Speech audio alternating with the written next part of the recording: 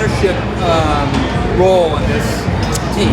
This is a great opportunity for me. I've always wanted to have some kind of a role in team ownership, and but I had to be able to bring something to a team to do that. So fortunately for me, I've always had a lot of respect for Kerry, and I've been watching his program for the last 2 or 3 years grow, and the one thing that it lacked was factory support.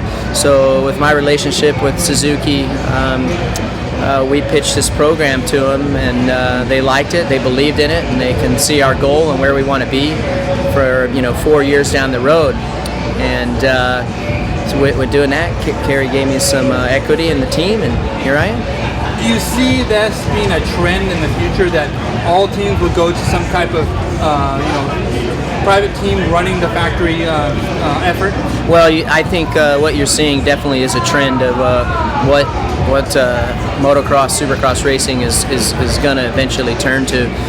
With the way times are now, this program and how it works is better for everybody. It's better for our sponsors. I think it's better for the manufacturers in the long run. Whereas before, they were doing everything. Now they can, some burden can be taken off them, and it can be a two-way street, if you will. And at the end of the day, as long as their bike is winning, that's what's most important. So I think this is the future. I think it's going to take some time, but it's slowly getting that way. Now, what do you think is going to make the difference between taking Supercross and motocross to the next level, where we get millions of viewers every single week before it's hundreds of thousands? There's a big gap between our sport and, say, like a major stick and ball sport or race cars.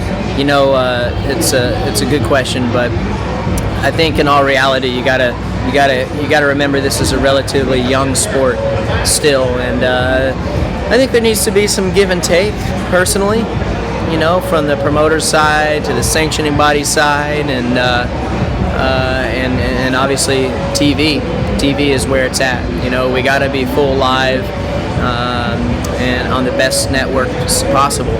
So until that happens, it's going to be tough. Now, it has grown.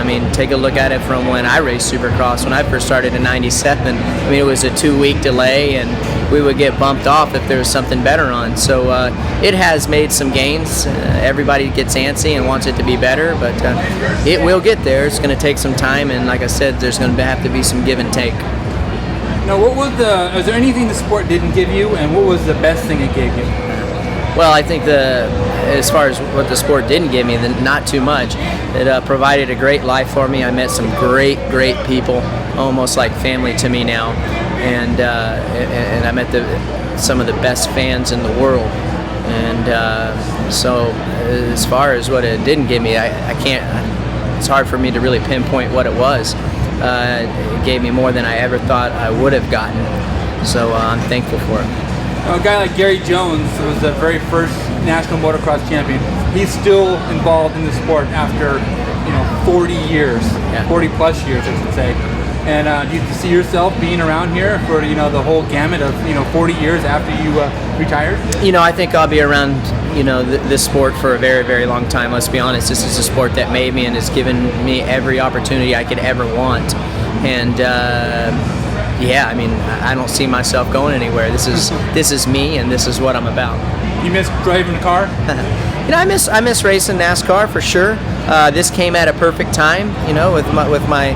When I didn't race last year, it opened up a lot of opportunities for us and for this to happen. So thankful for that. But obviously, if I got a good opportunity, I definitely would come back. How much riding do you get into?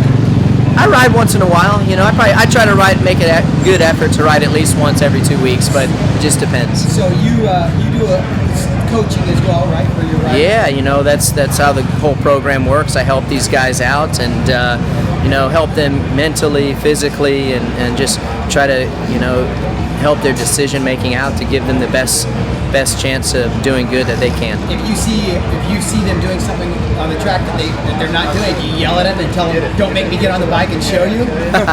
Yeah, I don't come down too hard on them. I think sometimes you get more with less, and some riders react different. So that's where we're at. Thanks so much.